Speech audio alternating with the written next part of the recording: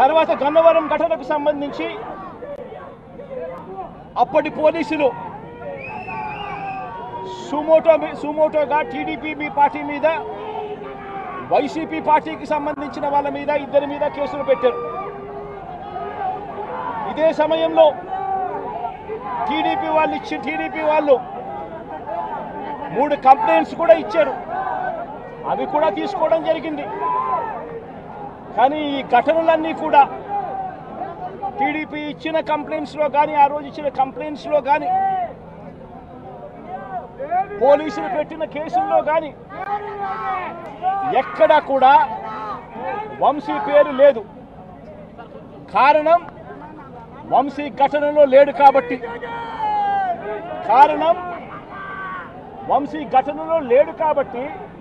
ఘటనా స్థలంలో తాను లేడు కాబట్టి వంశీ పేరు ఎక్కడ ఎవరు కూడా చెప్పలేదు. తెలుగుదేశం పార్టీ ఇచ్చిన కంప్లైంట్స్లో కానీ, పోలీసులు పెట్టిన కేసుల్లో కానీ. ఫిబ్రవరి 22వ తారీఖున, అంటే ఫిబ్రవరి 20వ తారీఖున ఇది జరిగింది. ఇది జరిగిన 2 రోజుల తర్వాత గన్నవరం టీడీపీ ఆఫీస్ ఆపరేటర్గా, డేటా ఎంట్రీ ఆపరేటర్గా పనిచేస్తా ఉన్న సత్యవర్ధన్ అనే ఈ దళిత యువకుడిని మంగళగిరిలోని టీడీపీ ఆఫీసుకు చంద్రబాబు నాయుడు గారు మనుషులను పిలిపించుకొని ఈ సత్యవర్ధన్ అనే వ్యక్తి ద్వారా మరో కంప్లైంట్ కూడా ఇప్పించారు. తెల్లటి కాగితం మీద ఆయనతో సంతకం తీసుకొని మరో కంప్లైంట్ కూడా ఇప్పించారు. దాని ఆధారంగా ఎస్టీ ఎస్టీ కేసు కూడా పెట్టారు. కానీ ఆ కేసులో కూడా, ఆ సత్యవర్ధన్ ఇచ్చిన ఆ కేసులో కూడా అప్పటికి కూడా వంశీ పేరు ఎక్కడా కూడా లేదు.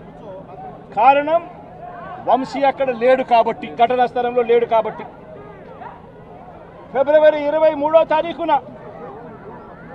సత్యవర్ధన్ నుంచి పోలీసులు ఫిబ్రవరి 2023 పోలీసులు ఇదే సత్యవర్ధన్ దగ్గర నుంచి 161 స్టేట్మెంట్ కూడా తీసుకున్నారు. ఆ స్టేట్మెంట్లో, సత్యవర్ధన్ ఇచ్చిన స్టేట్మెంట్లో కూడా ఎక్కడా కూడా వంశీ పేరు ఎక్కడా లేదు. సత్యవర్ధన్ అనే వ్యక్తి ఆ 161 స్టేట్మెంట్లో, పోలీసులకు ఇచ్చిన 161 స్టేట్మెంట్లో తనని ఎవరూ తిట్టలేదని కూడా చెప్పాడు. తాను ఘటన జరిగినప్పుడు తాను అక్కడి నుంచి వెళ్ళిపోయానని కూడా చెప్పాడు. తర్వాత టీడీపీ ప్రభుత్వం రాగానే వంశీని టార్గెట్ చేయడం మొదలుపెట్టారు. జూలై 10, 2024న ఈ కేసును మళ్ళీ రీఓపెన్ చేశారు. రీఓపెన్ చేసి ఆశ్చర్యం కలిగించే విషయం ఏమి తెలుసా? ఇదే సత్యవర్ధన్ అనే వ్యక్తిని తెలుగుదేశం పార్టీ ప్రభుత్వం అధికారంలోకి వచ్చిన తర్వాత మళ్ళీ ఇదే సత్యవర్ధన్ అనే వ్యక్తి దగ్గర నుంచి మళ్ళీ 161 స్టేట్మెంట్ మళ్ళీ తీసుకున్నారు. రెండోసారి కేసు రీఓపెన్ చేసి తెలుగుదేశం పార్టీ అధికారంలోకి వచ్చిన తర్వాత ఆ రెండోసారి ఇచ్చిన 161 స్టేట్మెంట్లో కూడా సత్యవర్ధన్ ఇవే మాటలే మాట్లాడాడు. నన్ను ఎవరు తిట్టలేదని, వంశీ అక్కడ లేడు అని, తన ఘటనా స్థలం జరిగినప్పుడే తను అక్కడి నుంచి వెళ్ళిపోయాడు, అదే మాటలే మాట్లాడాడు. పోలీసులు చంద్రబాబు నాయుడు గారి ప్రభుత్వంలో తీసుకున్న 161 స్టేట్మెంట్లో కూడా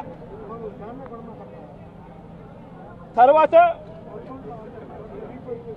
అయినా చంద్రబాబు నాయుడు గారు వంశీ మీద పెట్టుకున్న ఆక్రోశము, వంశీ మీద పెట్టుకున్న కోపము చంద్రబాబు నాయుడు గారిది ఏ స్థాయిలో ఉందంటే, ఎలాగైనా కానీ వంశీని ఇరికించాలి అనే ఆలోచనతో వంశీ ఘటనా స్థలంలో లేకపోయినా కూడా వంశీని 71వ నిందితుడిగా చేర్చారు. 71వ నిందితుడిగా వంశీ పేరును చేర్చారు. అయితే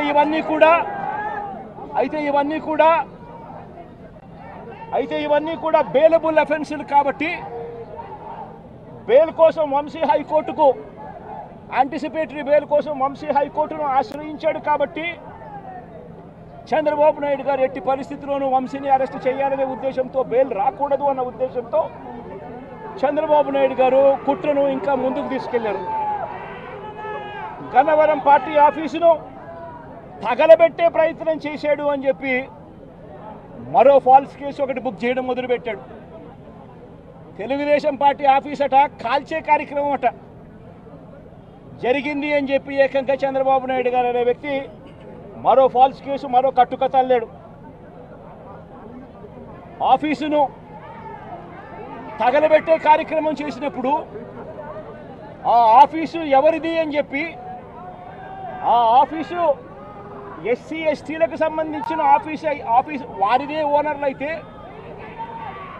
అప్పుడు ఇది నాన్ బెయిలబుల్ సెక్షన్స్ కిందికి వస్తుంది, ఎస్సీ ఎస్టీ కేసు పెట్టచ్చు అనే ఉద్దేశంతో ఏకంగా తెలుగుదేశం పార్టీ ఆఫీసు ఎస్సీ ఎస్టీలదని చెప్పి ఇంకో దొంగ కేసు, ఎస్టీ ఎస్టీలదే అని చెప్పి ఇంకొక దొంగ వాంగ్మూలాన్ని కూడా ఇచ్చేశారు ఇదే పెద్ద మనిషి చంద్రబాబు నాయుడు గారు. వాస్తవం ఏమిటంటే తెలుగుదేశం పార్టీ కాలబడింది లేదు. తెలుగుదేశం పార్టీ ఒక ఎస్సీ ఎస్టీకి సంబంధించిన వ్యక్తికి సంబంధించిన ఆఫీస్ బిల్డింగ్ కూడా కాదు.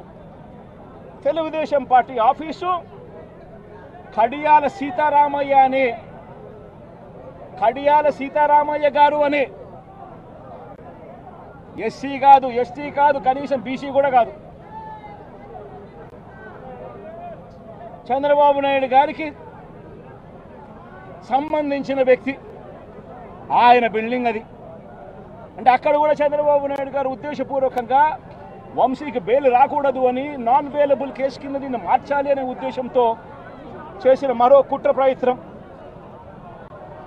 మరోవైపు ఈ కేసులో దాదాపుగా 94 మంది మీద కేసు పెడితే చంద్రబాబు నాయుడు గారు నెలల తరబడి వైఎస్ఆర్సీపీ నాయకులు వేధించాలనే ఉద్దేశంతో ఇంకా 44 మందికి ఇంకా బెయిల్ రాకుండా చంద్రబాబు నాయుడు గారు అడ్డుకుంటా ఉన్నారు.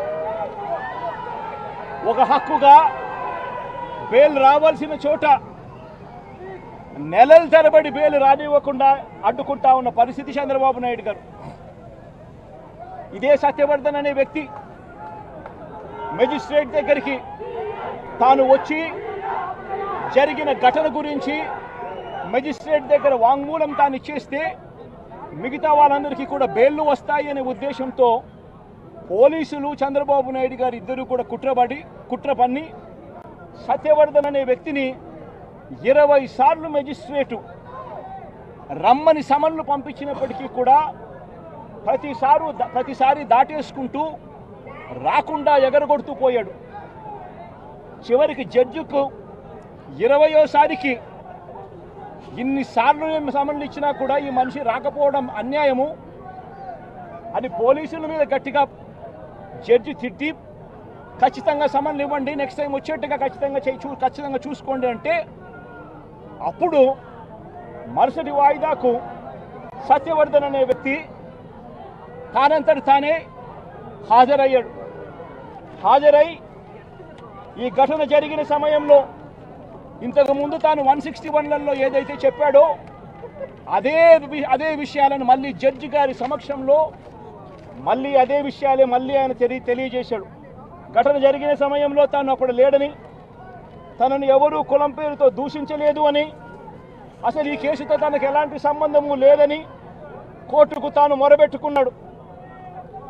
తాను తన తల్లి ఇద్దరు కలిసి ఆటోలో కూర్చొని కోర్టుకు వచ్చామని, తన స్టేట్మెంట్ వెనుక ఎవరి బలవంతము లేదు అని ఫిబ్రవరి 10వ తారీఖు 2025 ఫిబ్రవరి 10 2025 ఫిబ్రవరి 10న జడ్జి గారి ముందర స్టేట్మెంట్ తాను ఇచ్చాడు. ఫిబ్రవరి 10, 2025 జడ్జి గారి సమక్షంలో తాను ఈ విధంగా స్టేట్మెంట్ ఇచ్చేసరికి చంద్రబాబు నాయుడు గారికి, లోకేష్కు, వీరిద్దరికీ కూడా మనశ్శాంతి కరువు అయిపోయింది. వంశీని అరెస్ట్ చేయలేకపోతా ఉన్నాము అనే దుర్బుద్ధి వీళ్ళల్లో ఎక్కువ కావడం మొదలుపెట్టింది. వీళ్ళంతా కలిసి పోలీసులతో మళ్ళీ కుట్రబన్నారు. కుట్రబన్ని వీళ్ళు మరుసటి రోజు అంటే ఫిబ్రవరి 11వ తారీఖున వీళ్ళు విజయవాడ పటమట పోలీస్ స్టేషన్లో సత్యవర్ధన్ మీద వీళ్ళు ఒక ఎఫ్ఐఆర్ రిజిస్టర్ చేశారు. ఫిబ్రవరి 11వ తారీఖున సత్యవర్ధన్ వంశీ ఇద్దరి మీద వీళ్ళు ఎఫ్ఐఆర్ రిజిస్టర్ చేశారు. కోర్టును తప్పుదోవ పట్టించారు అని వంశీని సత్యవర్ధన్ మీద వీళ్ళు తప్పుడు కేసు వీళ్ళు బనాయించారు.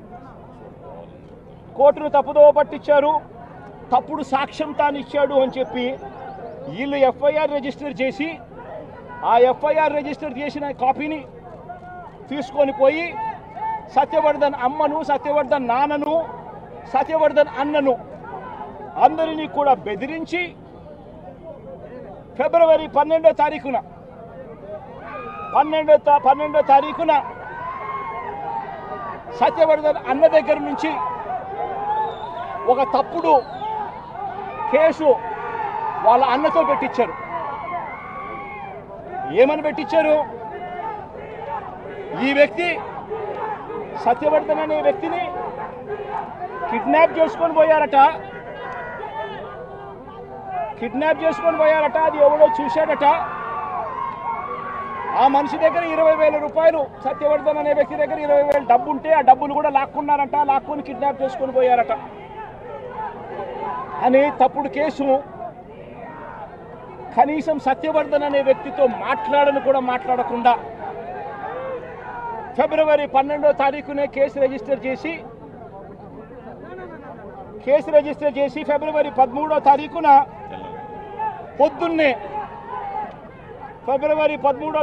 పొద్దున్నే వంశీని అరెస్ట్ చేశారు.